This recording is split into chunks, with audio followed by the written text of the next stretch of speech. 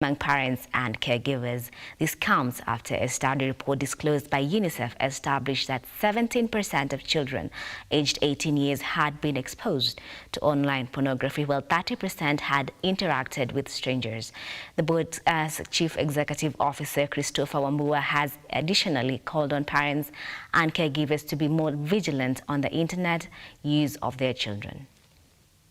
Activities, they are glued to games and screens, both television, iPads, and the mobile devices. So parents need to restrict the amount of time children spend online. Basically what we've done is that we've launched a program known as Parents Digital Literacy Program. This is an initiative of KFCB together with Netflix, TikTok, and Google. And the reason why we brought these partners on board is for them to demonstrate in practical terms how parents can be able to institute or make use of the safety tools that are embedded in these technologies. For instance, there are parental tools or safety tools that come with the smart devices or mobile phones. If you don't activate, it means that the child will access the internet and get materials that are meant for adults.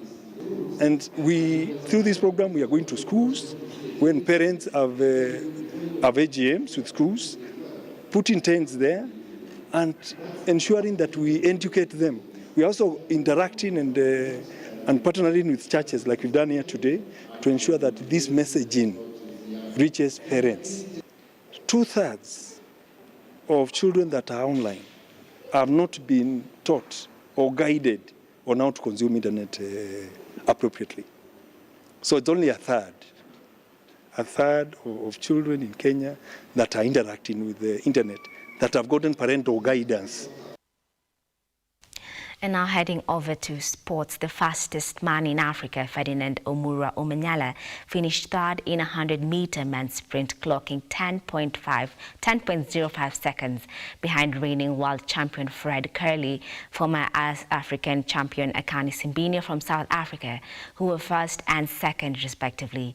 Other Kenyans include Mary Mora and Emmanuel Wanyonyi, both emerged victorious in their respective races.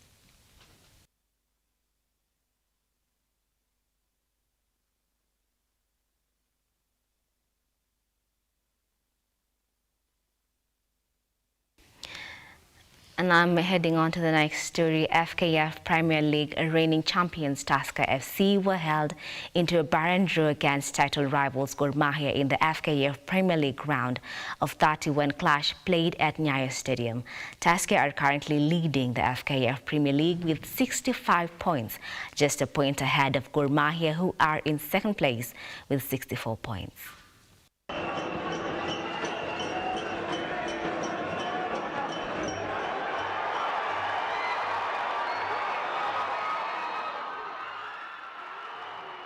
I thought we score a goal, but the linesman refused.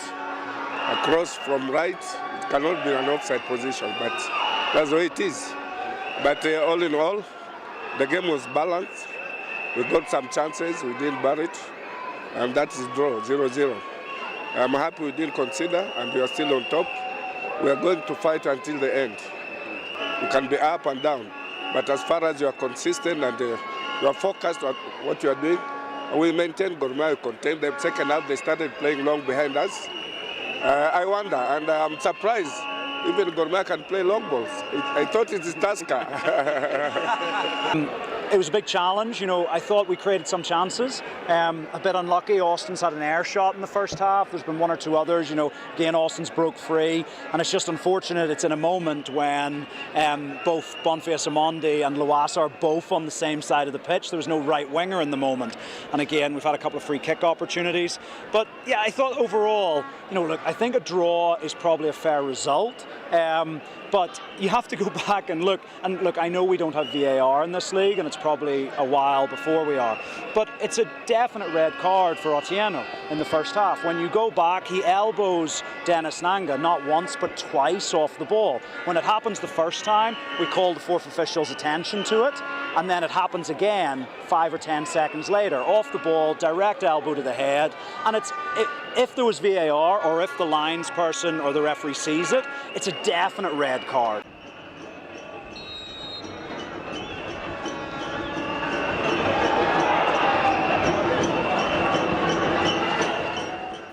Well, that's it for now. Plenty more there, of course, on our social media accounts. I'd first like to read some of your comments, of course, on Facebook and Twitter. Some of you said, great bulletin, Marion Gachuhi. I can see there from Christine Mora and also from Bren Kamayo saying a very engaging bulletin as well. Keep on engaging with us on Twitter at Lookuptv using the hashtag trending news. You can also find the latest updates in our subsequent bulletin, that is at 7 and at 9 p.m. I appreciate and celebrate you this evening for keeping yourself updated on trending news only on Lookuptv. Now, from all of us here, though, thanks very much for watching and do have a lovely evening. I'm Marion Gachuhi, and bye for now.